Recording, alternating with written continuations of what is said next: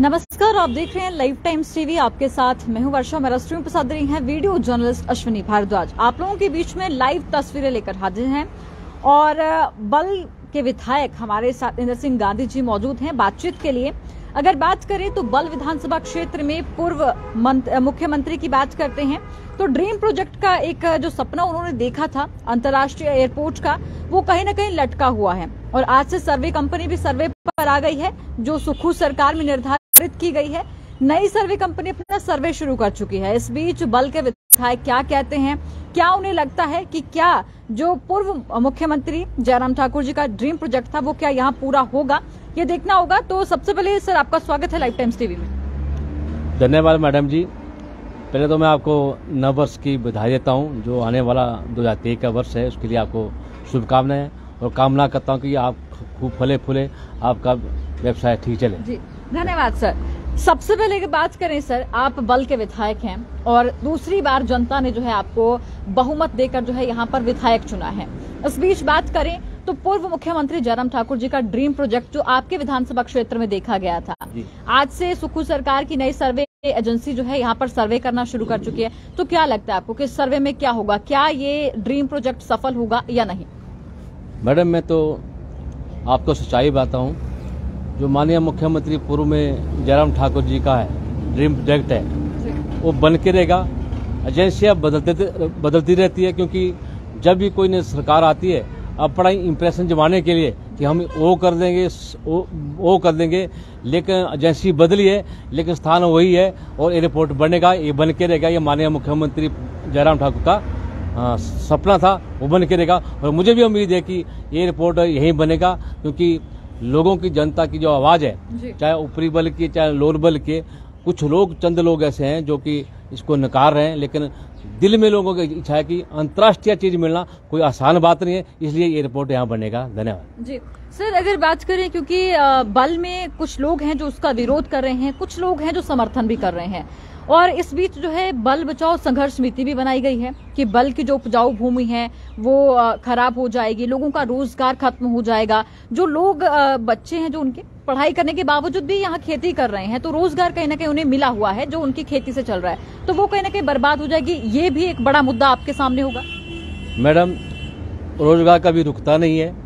जहाँ मेरी बल उपजाऊ भूमि की बात है, उस उपजाऊ भूमि में आज देख रहे हैं कि कितनी गौएं, कितने आवारा पशु जो घूम रहे हैं, लेकिन आज रोजगार की बात कही जाती है तो जब एयरपोर्ट बनेगा तो हजारों युवा को यहाँ रोजगार मिलने, चाहे टैक्सी के माध्यम से मिले, चाहे हमारे दूसरे जो हमारे होटल होते हैं या रेस्टोरेंट बनते हैं या अन्य चीजें जो स्थापित होती है उससे भी रोजगार चलता है। ऐसी कोई बात नहीं है। तो इनके लिए एक बहाना बना हुआ कि यहाँ रोजगार के साधन थे, लेकिन ये मेरी उपजाऊ भूमि, इसके लिए मैं मानता हूँ, लेकिन अंतर्राष्ट्रीय चीज मिलना कोई आसान बात नहीं है, उसको बनना चाहिए। ये लोगों की मंशा है। कुछ लोग, चंद लोग हैं जो कि आज से नहीं, चाहे वो मेडिकल कॉलेज की बात, चाहे मेडिकल यूनिवर्सिटी की बात थी, उसका विरोध करते थे, वो बन के रही, आज एयरपोर्ट भी बन के रहेगा, ये मेरा कहना है। मतलब जो जनता ने विरोध तो पहले भी कई चीजों के लिए किया है, वो विरोध अलग होगा और जो यहाँ पर ड्रीम प्रोजेक्ट देखा गया है वो सपना पूरा होगा।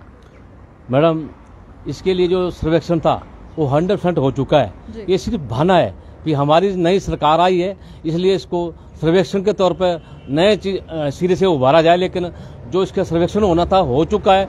ये एसटीएम के माध्यम से मुझे जानकारी मिली है और डीसी के माध्यम से जानकारी मिली है कि इसका सर्वेक्षण हो चुका था, लेकिन हमारी वर्तमान में सरकार आदरणीय सुखू जो हमारे मुख्यमंत्री बने, उन्होंने कहा कि हम इसका सर्वे दोबारा करवाएंगे। वो सर्वे चला हुआ, लेकिन कार्य इसका जल्दी शुरू होने वाला है, इसका निर्माण शुरू किया जाएगा, ये मैं आपको कहना चाहता हूँ। तो अगर देखें गांधी जी, बल में भी बहुत सारे कार्यालय जो है डिनोटिफाई किए गए हैं, क्या लगता है कि एयरपोर्ट भी कहीं डिनोटिफाई तो नहीं हो जाएगा? मैडम आप भी देख रहे हैं, आप पढ़े लिखे लोग हैं, समझदार हैं। एक मुख्यमंत्री बिना मंत्रिमंडल के किन चीजों को डिनोटिफाइड करता है, वो जस्टिफिकेशन बनती नहीं है, जबकि मंत्रिमंडल का फैसला मंत्रिमंडल में होना चाहिए था। लेकिन अपना दाव पेच लगाने के साथ मैं हूं वो मैं खत्म हो जाती है। इसलिए मुझे लगता है कि ये जल्दी जितने भी इंस्टीट्यूशन, चाहे हमारा इलेक्ट्रिसिटी बोर्ड का डिवीजन नेचौक का है, सीओडी की हमारी जो डिस्पेंसरी दी थी वो भी जल्दी बहाल होगी, और जो हमारा दुर्गापुर का जो हमारा वेटरनरी का हॉस्पिटल बड़ा दिया था 5-6 पंचायतों को, वो भी जल्दी बहाल होगा। और साथ साथ जो राजसर में थाना था, चौकी से थाना दिया था, वो भी बहाल किया जाएगा। इसके साथ जो कुछ और इंस्टीट्यूशन ये कर रहे हैं, मुझे लगता है कि मंत्रिमंडल जब बनेगा इनका, मुझे संभावना नहीं है कि मंत्रिमंडल बनेगा, अगर बनेगा तो उस मंत्रिमंडल में इसको बहाल कर दिया जाएगा, ये मुझे संभावना है और ये उम्मीद भी है। और अन्यथा हम सड़कों पे उतरने वाले हैं, बल्कि जनता जागरूक है। हर क्षेत्र से मुझे दूरभाष से टेलीफोन आ रहा है कि हम जो है धरातल में उतरेंगे और इन चीजों को लेकर छोड़ेंगे। उन पब्लिक का कहना है, आज हमने हस्ताक्षर अभियान जो है हर पंचायत में चलाया है कि इस बहाली के लिए हम आगे बढ़े और जो हमारी इंस्टीट्यूशन डीनोटिफाई किए हैं उनको दोबारा बहाल किया जाए, ये मेरा कहना है। तो ये तो सुखू सरकार ने भी कहा है, मुख्यमंत्री जी ने खुद कहा है कि देखा जाएगा, रिव्यू लिया जा रहा है कि कौन सी चीजें सही हैं और क्या वो जो 6 महीने में या 2 महीने में जो दे दी गई थी पिछली सरकार यानी कि भाजपा सरकार द्वारा, उन्हीं का जो है रिव्यू लिया जा रहा है। जो जहां लगेगा कि चीजें ठीक है उन्हें बहाल किया जाएगा। सड़कों पर भी आप उतरे थे कि जो डिनोटिफाई हुए हैं उन्हें कार्यालयों को खोला जाए, जो बंद किए गए हैं। तो क्या भाजपा जो है अभी विपक्ष में है, तो विपक्ष की तैयारी पूरी है क्या जो कार्यालय अभी बंद हुए हैं उनके लिए? देखो मैडम, जो भी कार्यालय खुलता है लोगों के कहने पे खुलता है, उनकी मांग पे खुलता है, और उसी हिसाब से अगर मेडिकल हमारे बल में जो इलेक्ट्रिसिटी बोर्ड का डिवीजन है उसकी इतनी आवश्यकता थी कि अगर किसी बिजली के काम के लिए किसी गरीब लोग को जाना पड़ता था, सुंदर जाना पड़ता था या घोर जाना पड़ता था या मंडी जाना पड़ता था, उस डिवीजन के खोलने से आज लोगों को राहत मिली है। लेकिन इन्होंने बदले की भावना से जो काम किया है वो ठीक नहीं है। ये कांग्रेस सरकार है, हमेशा बदले की भावना से काम करती है ये। लेकिन इनको जिसको बोलते हैं कि अभी भी नया नब्दुल होती है, वो ऐसे काम कर देती है। लेकिन स्वाभाविक है कि मुझे लगता है ये सरकार जल्दी ही गिरने वाली है। जिस तरह के इनके डिसीजन है और इनके फैसले, मुझे लगता है सरकार इनको और जनता इनको नकारेगी, ये मेरा कहना है। जी सर, आप पानी ले लें। और जिस तरह का एक सवाल मेरा ये भी रहेगा, क्योंकि बार बार भाजपा जो है विपक्ष के तौर पर जो है नई सरकार पर जो है ये अंकुश लगा रही है कि बदले की भावना से काम हो रहा है, बदले की भावना से काम हो रहा है। ये किस तरह का बदला है जो आप लोग देख रहे हैं कि बदले की भावना से काम हो रहा है? माननीय मुख्यमंत्री जो पूर्व में जयराम ठाकुर ने जो हिमाचल प्रदेश में विकास करवाया है वो छूता नहीं है। लेकिन इनके अंदर जो भावना, गलत भावना जो पैदा हो चुकी है कि पूर्व में मुख्यमंत्री ने जो फैसले लिए थे उनको निरस्त की जाए। लेकिन केंद्र सरकार ने जो पैसा दिया था, आज मैं दाव से कहता हूं, वो माननीय मुख्यमंत्री ने धरातल में उतारा। चाहे वो किसी तरह के विकास के कार्य थे, चाहे सड़कों के निर्माण की बात थी, चाहे हमारे पानी की स्कीमों की बात थी। लेकिन मैं आदरणीय सुख से कहना चाहता हूं कि किसी बच्चे का जन्म हुआ है, अगर उसकी रजिस्ट्रेशन से हुई है तो उनको भी बाहर किया जाए, या किसी को नौकरी लगाया है उनको भी बाहर किया जाए, उनको भी डीनोटिफाई किया जाए। तब लगेगा पता भी सरकार क्या होती है क्या नहीं होती है। अगर इस तरह के जो इंस्टीट्यूशन कहीं डीनोटिफाई किए हैं वो उचित नहीं है। लोगों का भी कहना है, आज लोग देख रहे हैं कि कब तक इसको बहाल करेगी। लेकिन जब बहाल नहीं करेगी तो लोग सड़कों में उतरेंगे और इस कांग्रेस सरकार को मुंह की खाना पड़ेगी, ये मेरा कहना है। अगर बात करें तो जब 2017 में पूर्व मुख्यमंत्री जो जयराम ठाकुर जी हैं जब मुख्यमंत्री बने, भाजपा की सरकार आई, तब उन्होंने भी मुख्यमंत्री बनते ही जो है कांग्रेस के कामों को निरस्त किया, अधिकारियों को निरस्त किया, और उन्होंने भी 6 महीने के कामों पर रिव्यू लिया था। तो जब कांग्रेस रिव्यू ले रही है तो ये भाजपा को क्यों सही नहीं लग रहा है? मैडम, मैं ऐसा कहना चाहता हूँ, जो इंस्टीट्यूशन चल पड़े थे, जहाँ अधिकारी बैठ चुके थे, कर्मचारी बैठ चुके थे, बजट आ चुका था, ये बोलते हैं बजट नहीं था। जब अधिकारी बैठ गए, किसी अधिकारी कर्मचारी तनख्वाह निकलती है वो फाइनेंस से निकलती है, तो बजट वही उसको बजट कहते हैं। लेकिन इनका कहना है कि आपने इनको खोल दिया, लेकिन वहाँ उसमें बजट था। इनका कहना गलत है। लेकिन माननीय पूर्व में मुख्यमंत्री जयराम ठाकुर ने ऐसे नहीं किया था कि सभी इंस्टीट्यूशनों को बंद कर दिया। कुछ एक हो सकते हैं, मुझे नहीं याद है कि कुछ एक हो सकते हैं कि उन्होंने डीनोटिफाई किया जिनकी जरूरत नहीं थी। लेकिन मेरे बल में 3 ऐसे इंस्टीट्यूशन थे कांग्रेस समय के। एक मेरा डिस्पेंसरी खखरियाना का, एक मेरी डिस्पेंसरी आयुर्वेदिक की नर्सर की, एक मेरी यहाँ आयुर्वेदिक डिस्पेंसरी मलवाना की। हमने डीनोटिफाइड नहीं करने दिया इसको। आज देख ले, वहाँ स्थापित है, 2017 में खुली थी और 2016 में खुली थी, लेकिन आज वहीं की वहीं है और उस डिस्पेंसरी को चलाया जा रहा है। चाहे वो हम डेपुटेशन में वहाँ भेजते हैं, लेकिन उन इंस्टीट्यूशन को हम चला रहे हैं। ये भारतीय जनता पार्टी की कहना और जो हमारा वादा है। जी, तो तो मतलब जो अभी डिनोटिफाई हुए उसका तो आप लोग विरोध कर ही रहे हैं, लेकिन उसे खोलने के लिए भी बात की गई है कि खोला जाएगा, रिव्यू के बाद जो है उन्हें खोला जाएगा। अब मंत्रिमंडल को लेकर भी एक बड़ा सवाल आप कर रहे हैं, क्योंकि भाजपा लगातार यहाँ भी घेराव करे कि मंत्रिमंडल का विस्तार नहीं हो रहा।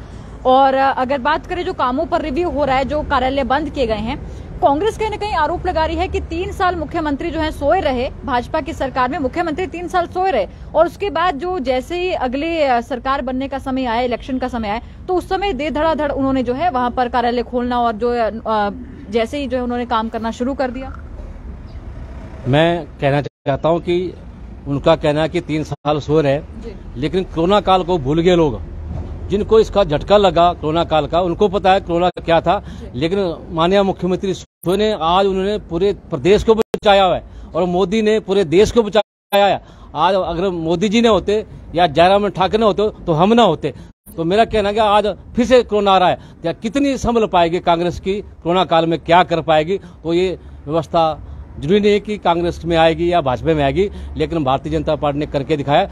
2 साल का समय हमें काम करने का मिला, चाहे विधायक थे, चाहे मुख्यमंत्री थे, चाहे प्रधानमंत्री थे, चाहे हमारे मंत्री थे, लेकिन हमने करके दिखाया है। हिमाचल प्रदेश में जो विकास किया है वो लोगों के साथ जुड़ा हुआ है, काम है, चाहे वो सड़कों के काम है, चाहे हमारे पानी की स्कीमें हैं, चाहे सिंचाई की स्कीमें है, धरातल में उतर चुकी है। लेकिन उन स्कीमों को उखाड़ा जाए जो धरातल में उतर चुकी है, तो वो भी भारतीय जनता पार्टी के समय में बनी थी। लेकिन बदले की भावना ऐसी है कि ये भाजपा ने किया काम हम नहीं करने देंगे, फिर से स्थापित करेंगे, उनको करना पड़ेगा। और उनकी मंशा है कि ये दोबारा डीनोटिफाई इन्होंने की है, लेकिन उनको बहाल भी करेंगे ही, ये मुझे कहना है। और लग रहा है कि डर भी चुके हैं सुक्खू जी, कहीं लोग फिर से सड़कों में उतर जाए और कहीं चुनाव की स्थिति न बन जाए।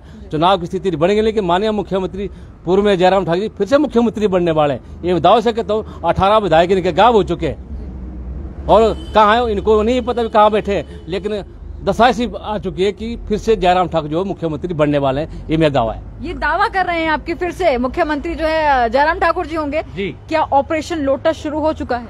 हो चुका है जी। ये सबको पता है, इनको पता है जी। जो इनके 18 विधायक कहाँ पूछे, कहाँ 18 विधायक गायब हुए हैं जी। इनको अपने विधायकों का पता नहीं है। अपने आप भाजपा क्या कांग्रेस के विधायक ले गई है? हो सकता है ऐसा हो जी। तो ये कब तक है जो ऑपरेशन लोटस की बात जो चल रही है? अब गांधी जी आपने थोड़ी सी बात छेड़ी है तो इस पर जरूर बात करें कि ये जो गायब हुए हैं, क्या लग रहा है आपको कि ये कब तक आपको लग रहा है कि आप दावा भी कर रहे हैं कि दोबारा मुख्यमंत्री बदलेंगे? जितनी मुझे जानकारी है उतनी मैं सूचना दे रहा हूँ। बाकी हमारे जो 2 नेता 3 नेता दिल्ली में बैठे हैं, चाहे अमित शाह जी है, चाहे हमारे नड्डा जी हैं, चाहे हमारे नरेंद्र मोदी जी है और जयराम जी है, उन्हीं को पता है भी क्या ऑपरेशन चला हुआ है। ये मैं नहीं बता पाऊंगा, लेकिन जो सूचना मुझे मिली है, जानकारी अंदर खाते, वो पता लगा है कि 18 विधायक जो कांग्रेस के गायब हैं, पता नहीं कहाँ है, ये नहीं पता। तो गांधी जी आपने अंदर की बात सार्वजनिक कर दी है अभी फिलहाल, देखिए, और दावा भी आपने कर दिया है कि दोबारा से मुख्यमंत्री बदलने वाले हैं और भाजपा दोबारा से आने वाली है क्या? बिल्कुल बनेगी, सरकार बनेगी और ऐसे मुख्यमंत्री किसी को नहीं मिलने वाले जो जयराम ने करके दिखाया। शालीनता भी है और सहन शक्ति भी है, लेकिन सुक्खू जैसे मुख्यमंत्री बनना मुझे नहीं लगता कि किस हिसाब से बन गए।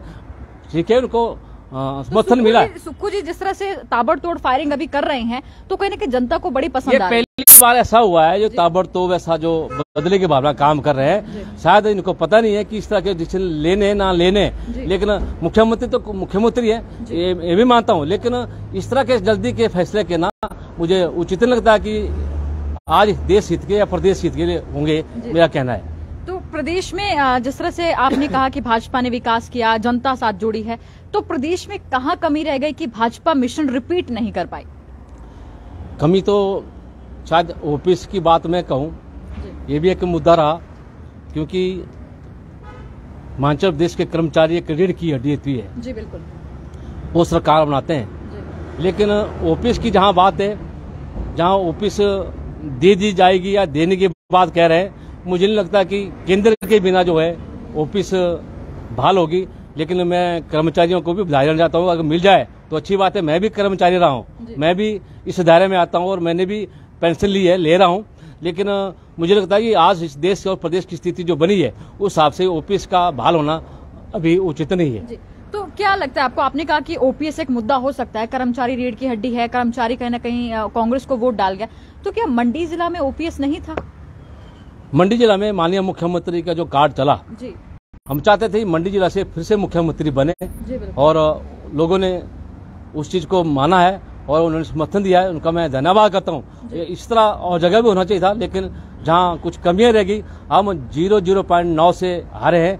वो हार नहीं है, लेकिन जो वोट बैंक हमारा पिछली बार था वो स्थापित रहा, ये कमी थोड़ी सी रही है। चाहे बड़े नेताओं की बात है, चाहे छोटे नेताओं की बात है, चाहे हमारे कार्यकर्ताओं की बात है, लेकिन कमी रही है। उस कमी को हम मानते हैं, माननीय मुख्यमंत्री इस चीज को मान रहे हैं और हम भी मान रहे हैं कि कोई कमी रही है, तो उस वजह से हम सरकार नहीं बना सके और सरकार बनाएंगे, लेकिन तरीके से हम लाएंगे जिस तरह कांग्रेस उथल पुथल कर रही है, उससे लगता है कि फिर से भारतीय जनता पार्टी बड़ी सीट आपके हाथ से निकल गई धर्मपुर की, क्योंकि पूर्व में मंत्री रहे हैं वहां से महेंद्र सिंह ठाकुर जी, तो वहां पर क्या लगता है आपको कि वहां पे ये परिवारवाद आ गया या फिर जिस तरह के आरोप लगाए जा रहे थे कांग्रेस पार्टी की तरफ से वो सामने आ गए?